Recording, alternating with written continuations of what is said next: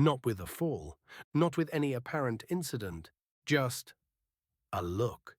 And that look, on that morning, came from Veronica Stevens, the newly appointed principal of Westridge High School, not yet 3 months into the job. A woman who didn't raise her voice, didn't need threats, but every word she spoke felt forged in steel. The Monday assembly unfolded as usual. Students stood in neat rows. The microphone crackled through the speakers.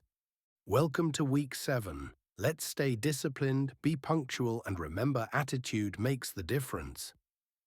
Malik Johnson stood at the back of the auditorium. A 14-year-old boy, tall and lanky, with dark brown skin and close-cropped curls, was wearing a wrinkled shirt hastily washed by his mother the night before after her hospital shift. He wasn't standing out. He was standing because he couldn't sit. The lower part of his back still burned, raw from a sharp metal cut that hadn't healed since Friday. There was a broken chair in English class. Ms. Reynolds had shoved it into him as he tried to sit, carefully avoiding the exposed metal. There was blood, but no one cared, and Malik was used to that. Ms. Veronica scanned the room, always seeking what was out of line to bring it back in. And then she saw Malik. A student was standing alone at the back, not afraid, but not defiant either. He stood like a pole caught in a gale, trying not to snap or fall. She lowered her glasses slightly and curled her lips. "Malik Johnson," she called, no microphone needed. "Why aren't you sitting with your class?" The entire auditorium turned around at once. Not everyone knew who he was, but now everyone was looking. Malik clenched his fists slightly, not from fear, but from shame. That feeling you can't justify or escape when a crowd locks its eyes on you, waiting for an explanation for something no one cares about. "Ma'am," Malik's voice cracked. "I can't sit. My back hurts." A brief silence, short but heavy. Ms. Veronica slowly stepped down from the stage, her heels pounding the floor like a drumbeat against Malik's chest. She stood in front of him, arms crossed. Her eyes bore straight through his thoughts. "Back pain.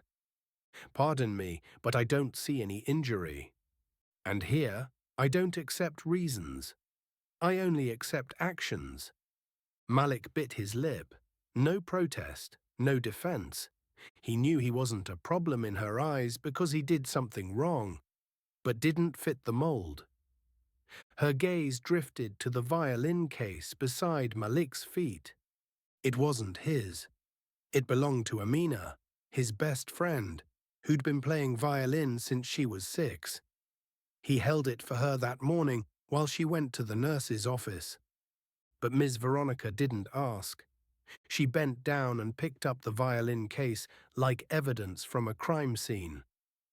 Then turned to the microphone and said clearly, evenly, with a sweet, chilling smile, "Since Malik Johnson feels he can stand apart, I believe he should have a solo of his own. He will perform a solo violin piece at the spring concert next week. 3 minutes, just him." The auditorium froze, then a wave of muffled laughter broke out. Some nodded, some frowned, but all stayed silent in the face of something no one dared to stop. Malik stammered, "But I don't play, I've never—" "Then you'd better start learning today," Ms. Veronica interrupted, her tone flat, like she was assigning a hallway duty. "Otherwise, I'm afraid you'll have to choose another form of discipline, every afternoon after school for the rest of the semester." Malik took the violin case back. His hands trembled, not because he was afraid of the music, but because he knew exactly what this was. It wasn't a suggestion. It was a sentence. Amina rushed over as the assembly ended. You can't agree to this. She's trying to humiliate you. I know. Then why didn't you say no? Because I don't have the right to say no. That afternoon, Malik went home quietly, like someone who had just lost a fight and no one knew he was in. His mother, Ms. Lena, had just returned from a 12-hour hospital shift and was still changing out of her nurse uniform. He sat at the kitchen table, opened the violin case, and looked at it like it was something from another world. "What's going on, baby?" his mother asked. "Did something happen at school today?" Malik told her, slowly, no embellishments, no softened pain. Ms. Lena sat down and held her son's hand. "You can say no. I'll call the school. No, Mom, please don't. She'll make it worse." "Mom?" Malik hesitated. "They don't need a reason to punish me. They need an excuse." That night, Malik found an old photograph of his father when he was young, holding a violin in his lap. He had never known his father played. "He once dreamed of becoming a musician," his mother whispered when she saw the photo. "But then, he chose to be a dad, a husband, a warehouse worker. He chose everything, except what he loved most." "Maybe you'll be the one to touch that dream again. Some wounds don't bleed, and some blood no one cares about." But Malik Johnson, 14 years old, endured both within 24 hours. The pain in his back wasn't from sports. It wasn't from a fall. It wasn't a random accident like the school would later claim. It started the Friday before. That morning, Malik arrived at Ms. Reynolds's English class exactly 1 minute late. Not because he overslept, not because he was being careless, but because his math teacher had held the class late to collect their homework.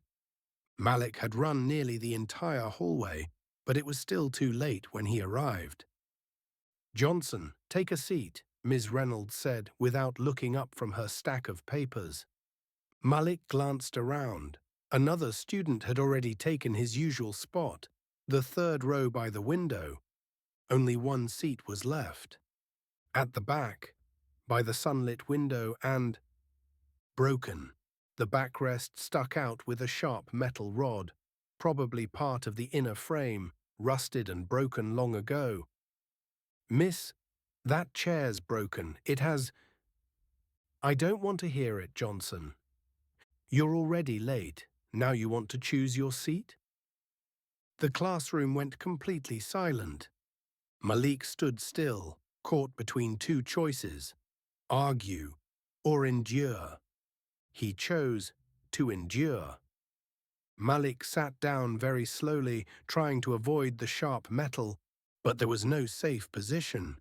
His back had to stay tense to stay balanced, his spine stretched tight, and with every movement he risked getting sliced.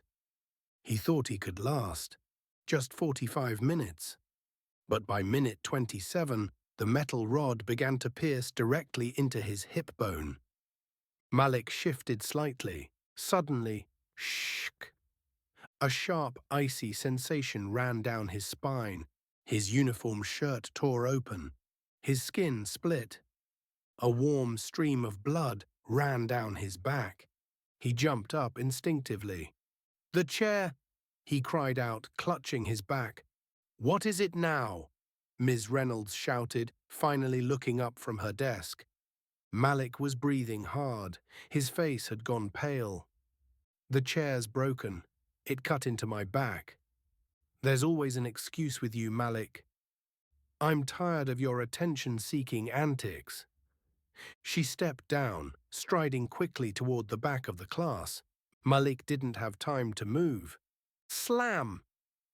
She grabbed the back of the chair and shoved it hard toward him, like delivering a final blow. The broken metal rod stabbed straight into his lower back, through the shirt, through the skin. Malik let out a scream, not loud, but sharp and bitter, like a violin string snapping. The entire class went silent. "That's enough. Go to the principal's office now." "I won't allow anyone to perform in my classroom." Malik staggered out, trembling, one hand pressed against his back, trying to hide the blood soaking through his shirt. No one went with him, not a single person. The principal's office was closed. In a meeting with the parent council, the sign on the door read. Malik sat outside in the hallway, in pain, silent, and unsure what to do. The dismissal bell rang. Students poured out of their classrooms like a dam breaking. Malik stayed seated, one hand gripping his back, the other clenched on the edge of a plastic chair. He didn't go to the office. He didn't go to the nurse. He told no one. He went home. That night, the kitchen light was on. His mother, Ms. Lena, had just returned from her night shift. Her white blouse was wrinkled. Her eyes were ringed with fatigue. She had barely set down her bag when she saw Malik's shirt torn across the back. A dried blood stain marked it. "What is this?" she asked, eyes widening. Malik turned around and slowly lifted his shirt. The cut was long and deep. Red and swollen, dried blood stuck to the fabric. Ms. Lena sank into a chair. She didn't say a word. She reached for cotton, alcohol, and antiseptic and cleaned the wound. "Who did this to you?" Malik clenched his jaw. "I sat on a broken chair in English class. I told her there was sharp metal, but she made me sit. And then she pushed." His mother's hand paused for a beat. "I'm calling the school, first thing tomorrow." "No, Mom," Malik spoke immediately. "She'll deny it. She'll say I made it up. And the principal, she'll find a way to punish me." "Mom, no one's on my side." Ms. Lena looked at her son, a nurse used to treating wounds quickly and precisely. But now she looked helpless. "You can't keep enduring this. This isn't just a cut." Malik said nothing. He just nodded slightly. The next morning, when Malik walked into school with gauze taped across his back, Amina was already waiting at the gate. "I heard what happened yesterday from some kids in class. She's insane." "I'm fine," Malik said, but his face had gone pale. "No, you're not," Amina said, touching his shoulder, "and I'm not letting you fight this alone." At lunch, while the students crowded into the cafeteria, Amina led Malik to the third-floor library, the quietest spot in the school. She opened her violin case, set it on the table, and looked Malik straight in the eyes. "I'm going to teach you, bit by bit. You don't have to become an artist. You need enough to shut them up." Malik looked at the violin like it was something both terrifying and sacred. "We have less than 10 days. I've never held a violin before. She wants me to fail." Amina didn't laugh. She didn't comfort him. "Then we'll do what she didn't expect. I'm not helping you so you can win. I'm helping because you need to hear your voice. The first time you hold a violin, the world suddenly shrinks. No more hallways filled with stairs, no more ringing school bells, no more people who made you feel invisible, just you and something that doesn't yet have a name, but is completely real." In the cramped kitchen of the second-floor apartment where Malik and his mother lived that night, the flickering ceiling light cast its glow across the table. On it lay the violin Amina had just brought, worn but clean, polished by many hands. Malik placed it in front of him like it was something holy. His mother was cooking dinner. The smell of sautéed onions and braised meat filled the kitchen. But he wasn't hungry. He only felt nervous. Not because he feared failure, but because for the first time in a long time, he was about to touch something, not just to survive, but to live. Amina arrived on time, she always did. She was tidy, direct, and warm in an oddly steady way. She sat across from Malik and opened a photocopied music sheet from her tutoring class. "We'll start with how to hold the violin," she said gently but without vagueness. "Left hand supports the neck. Chin rests here. Relax your shoulders. Right hand holds the bow like you're catching a butterfly." Malik followed her instructions. Awkward, stiff hands, shoulders tense. "You're holding it like choking a rat," Amina laughed. "Relax your hands." Malik awkwardly loosened his grip. His hands trembled. "All right, now try drawing the bow. It doesn't need to be in tune. Make a sound." The first sound was like an old wooden door scraping against concrete, shrill, off-key. It screeched like someone crying for help. Malik winced. Amina burst out laughing. "Congratulations, you just made Mozart turn in his grave." They both laughed. Malik had never seen Amina laugh like that, and he had never felt this light before.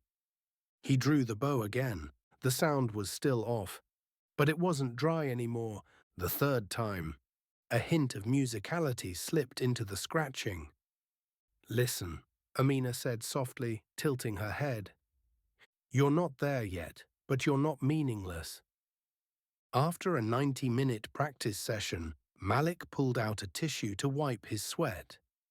He gently placed the violin back into the case like it was part of a ritual. "I don't think I'll make it in time," Malik said quietly. 10 days. It's too little." "It's not to become a prodigy," Amina replied. "It's just to ensure they don't dare laugh." The next day at school, Malik didn't go to the cafeteria. He circled to the back of the library, near the old bike racks, a place few students visited. He sat on the steps, opened the violin case, and began playing the few notes he had just learned. A man watering plants near a school custodian paused for a few seconds, listened, then silently went back to work. No one stopped Malik. No one asked questions. And for the first time, that felt like enough. That afternoon, Malik tried to find a music practice room. He had heard a few old ones near the end of the gym hallway. He walked down the quiet corridor and touched each door. All were locked, except room 6, slightly ajar. Malik pushed the door open. A small room with soundproofing foam on the walls, an old piano in one corner, and scattered music sheets. He set the violin case on a chair and sat down. He didn't know why, but he wasn't afraid. He placed the violin on his shoulder, raised the bow, and in that moment everything else faded away. No more Ms. Reynolds, no more mocking voices, no more suffocating mornings in the auditorium. Just Malik and the sound he was about to create. He had just played 2 notes when, "What are you doing in here?" The voice from the door startled him. The violin nearly slipped off his shoulder. A man in his 50s stood there, his graying hair framed by round glasses. He looked tired, but kind. "I'm sorry," Malik said quickly. "I just wanted to practice for a bit. I'll leave now." "No need," the man interrupted. "Just surprised to see a student in the music room. Not many come here anymore. I'm Carter, the music teacher. And you are Malik Johnson." Mr. Carter stepped inside and sat down on the bench near the piano. "I heard a few notes. You're not polished, but there's something in the way you touch the strings. I've never learned music before. The principal is making me perform next week. As a punishment." Mr. Carter fell quiet for a moment. "Music isn't for punishment. It's a place we go when the world won't listen." He walked closer. "Show me what you've learned." Malik played a small section Amina had taught him. His hands were clumsy, the notes wrong, the rhythm off. But there was something in it, something close to music. Mr. Carter didn't criticize. He sat at the piano and played the same melody more clearly, more completely. Listen, feel. Now try again. Don't look. Just remember. Just feel. Malik drew the bow. This time, a complete rounded note rang out. Not perfect, but real. Mr. Carter smiled. You don't need to know theory. Because what you have is an ear, and that can't be taught. Before leaving, he said only one thing. If you truly want to learn, I'm here every afternoon at 4 o'clock. You don't need to be great. You need to want to say something through music. Sometimes the things you think you're learning are the parts of you learning how to come out. Malik Johnson came to room 6 as regularly as clockwork. Every day after school, while his classmates headed to the corner snack shop, the basketball court, or home to play video games, a 14-year-old boy opened the old door of the music room, where dim yellow light cast shadows on peeling acoustic walls, and carefully rested the violin on his shoulder. Mr. Carter was always there waiting. Never late. Never ask unnecessary questions. There was only one rule. When you're in here, you listen. Not just to music, but to yourself. By the third lesson, Malik could play the opening bars of Minuet in G, the piece Amina had shown him. The rhythm was off, but this time he knew exactly where he went wrong.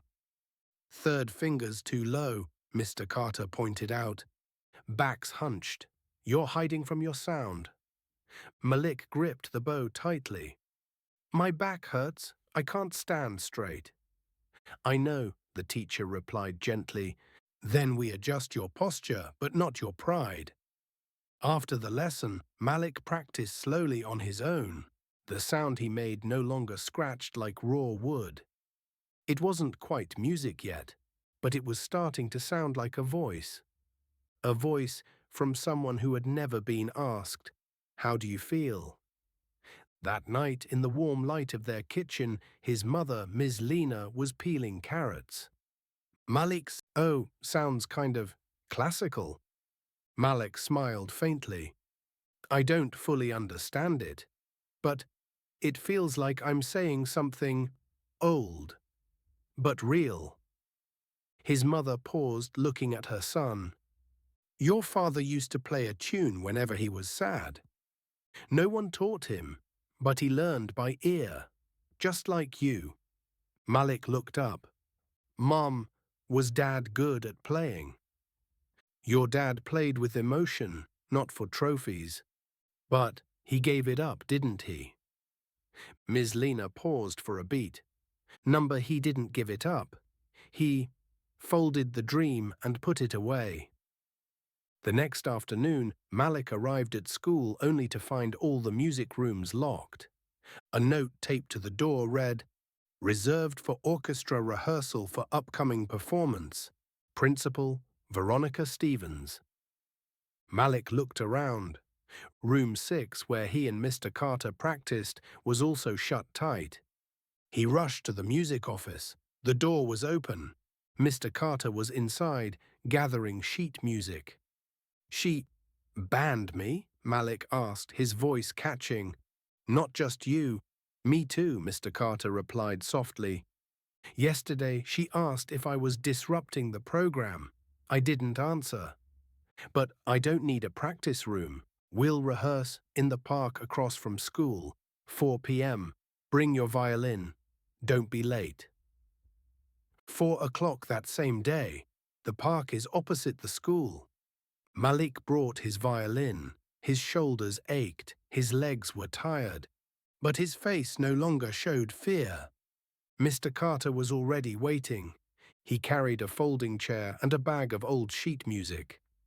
They practiced amid the noise of shouting children, passing cars, and curious glances from strangers. I first learned to play in the middle of a refugee camp, Mr. Carter said. A single string, a foam box, an old Hungarian man who carved a violin body out of a cigarette crate with a pocket knife. You have more than I ever had. But don't forget the only things you need are your ears and your heart. After the practice session, Mr. Carter didn't leave right away. He handed Malik a small piece of paper with an address written on it. Tonight, 7 p.m. Could you meet me here? There's someone who wants to see you. That evening, Malik went to an old music shop on the corner with his mother. The sign was faded, the yellow light dim, and the glass door covered in dust. Inside the shop were only 3 people. Mr. Rossetti, the elderly shop owner, was white-haired with eyes like magnifying glasses. Mr. Carter, and an old violin in a worn leather case. Malik Johnson, Rossetti asked. You're the son of Michael Johnson? Malik nodded. Then, this belongs to you. He opened the case. An amber-colored violin made of pale classic wood, perfectly preserved. Malik held his breath. His hands trembled as he reached out to touch it. Your father sold it to me when he was very young, when your mother was about to give birth. He said he'd return for it, but never got the chance. I kept it for 14 years, because I believed one day his son would come for it instead. Malik hugged the violin as if holding a memory he'd never lived. Mr. Carter said you're searching for music that hasn't been written yet. Maybe this violin remembers your father's hands, but starting today it will relearn the dream through yours. That night, back home, Malik's mother burst into tears when she saw the violin. He always kept it clean, even though no one played it, even though there was never time.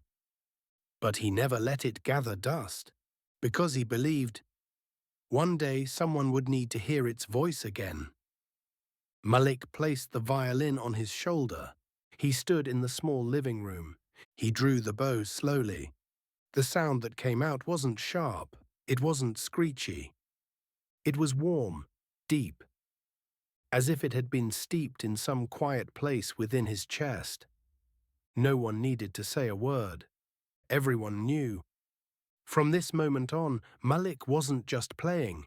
He was singing the dream of a father who never got to finish his song. The day of the performance arrived like a blade that had been sharpened for 10 days and was now pressed against the throat. No one thought Malik Johnson would show up, a 14-year-old black boy who had only just learned to hold a violin less than 2 weeks ago, who had been mocked in class, shoved into a broken chair, and turned into a public punishment masked as a performance. He was now standing on stage before the entire school board. And he showed up, 6:45 p.m., the Westridge High School auditorium. The air was thick. Everyone seemed to be waiting for something to collapse, for someone to be humiliated, for a poser to mess up, for a joke to end in laughter. Malik stood backstage. His hands trembled, but his eyes did not. Outside, Principal Veronica Stevens held the microphone.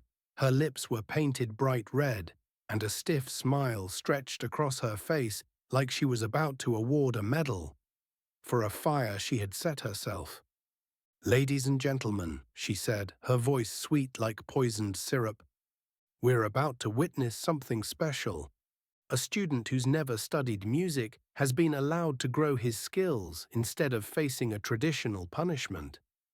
And if he fails, she let out a light laugh, then that too is a necessary lesson.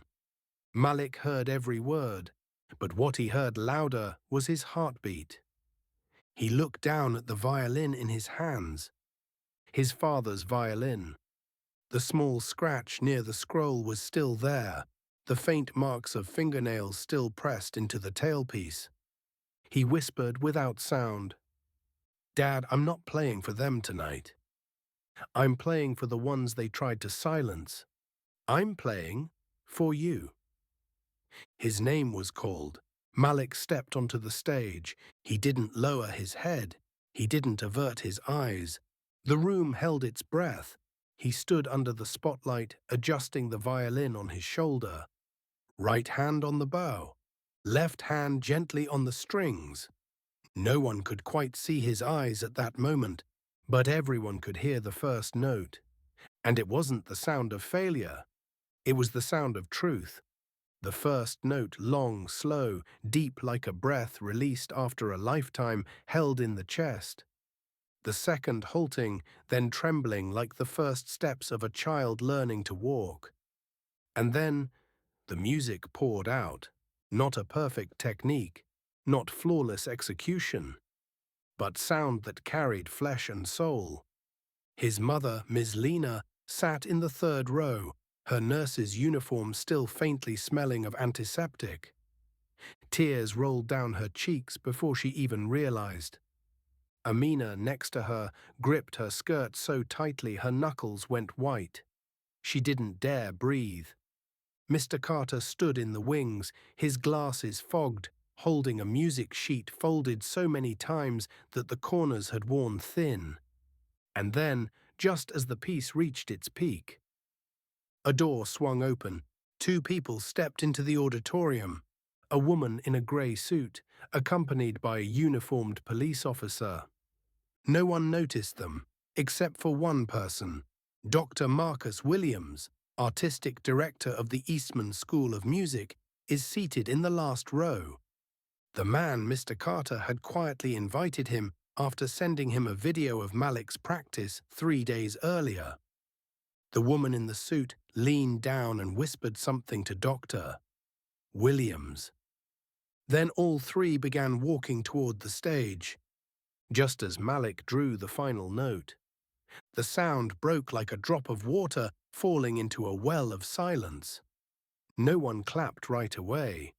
There was only silence, heavy like an apology no one had ever dared to speak. Then, the first clap came from Mr. Williams, then Amina, then his mother, and then the whole auditorium. A real round of applause, not out of pity, not out of formality, but out of recognition. Principal Stevens jumped to her feet, her face pale, but before she could step forward, "Excuse me, Ms. Veronica Stevens," the woman in the grey suit called loudly. "I'm Inspector Sarah Chin from the Special Investigations Unit. We need you and Teacher Reynolds to cooperate in an investigation into the abuse of student Malik Johnson. With support from the classroom security cameras, installed last month as part of the school board's internal safety policy." The entire auditorium froze. Ms. Reynolds sprang up from the back row yelling, "I didn't mean to. The boy wouldn't listen. You pushed a student into a broken chair, causing an open wound." With medical documentation to confirm it, the inspector cut in. "And worst of all, you thought no one would care." Mr. Carter stepped onto the stage. He didn't speak to the principal. He didn't talk to the police. He turned to Malik, placed a hand on his shoulder. "This is why we play music. Not to be praised, but so we're never silenced again." That night, as the police led the two women out of the auditorium, not in handcuffs, but faces lit harshly by stage lights, Malik remained standing on stage a little longer. No one told him to stay. No one asked him to leave. He just stood there. And for the first time in his life, he felt like he was exactly where he belonged. The sound burst forth like a drop of water falling into the heart of silence. No one clapped right away. There was only silence, heavy like an apology that had never been spoken. Then, the first applause came from Mr. Williams, then Amina, then his mother, then the entire hall. A true standing ovation, not out of pity, not out of protocol, but recognition. Principal Stevens shot up from her seat, face pale, but before she could step forward. "Excuse me, Miss Veronica Stevens," the woman in the grey suit called loudly. "I'm Inspector Sarah Chin from the Special Investigations Unit. We need you and Teacher Reynolds to cooperate in an investigation into the abuse of student Malik Johnson. With the support of classroom camera footage installed last month as part of the school board's internal safety policy." The entire auditorium fell dead silent. Ms. Reynolds leapt up from the back row, yelling, "I didn't mean to. The boy wouldn't listen. You shoved a student into a broken chair, causing an open wound. With medical documentation to confirm it," the inspector interrupted. "And the worst part is, you believed no one would care." Mr. Carter stepped onto the stage. He didn't speak to the principal. He didn't speak to the police. He turned to Malik, placed a hand on his shoulder. "That's why we play music. Not to be praised, but so we're never silenced again." That night, as the police escorted the two women out of the auditorium, not in handcuffs, but with their faces lit by the stage lights, Malik stayed on stage for a while longer. No one told him to stay. No one asked him to leave. He just stood there. And for the first time in his life, he felt like he was exactly where he belonged. But Malik didn't choose to respond right away.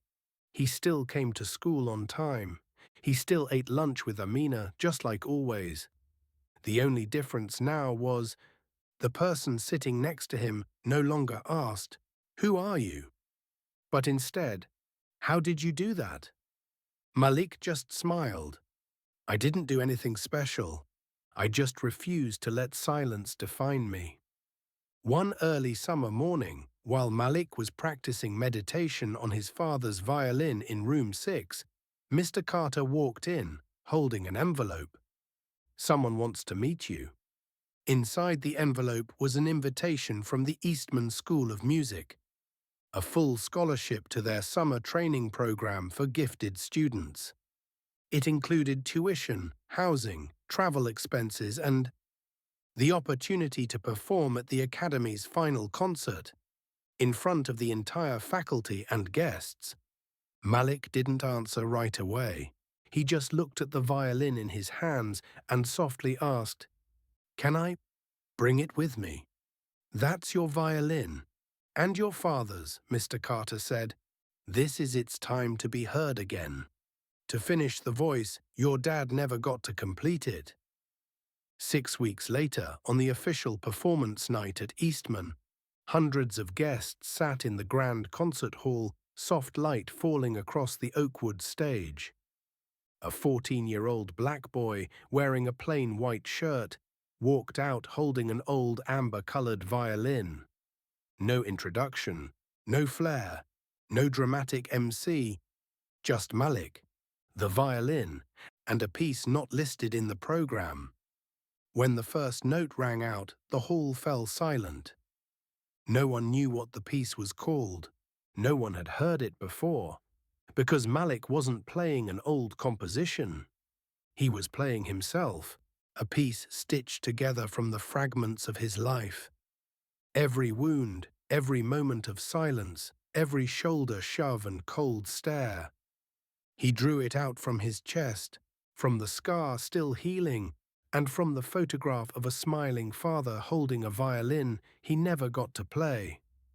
When the final note faded, no one clapped right away. Just like that first time at Westridge High. But this time, the silence didn't come from doubt. It came from awe and gratitude. Gratitude for witnessing something that wasn't just talent, but rebirth. By the end of summer, when Malik returned to school, a new sign had been posted at the entrance. "Expanded music program for all students. You don't need any experience. Just bring a heart willing to listen." A month later, at the local courthouse, Ms. Reynolds and Principal Stevens stood before a judge. The verdict, permanent revocation of their teaching licenses, banned from working in public education. The community did not respond with outrage, but with resolve, not because of anger, but because silence had finally been broken. Malik didn't attend the hearing. He was at home, practicing a new piece. And when a reporter asked him, during one of his rare interviews, "What made you not give up, Malik?" he smiled, softly but clearly.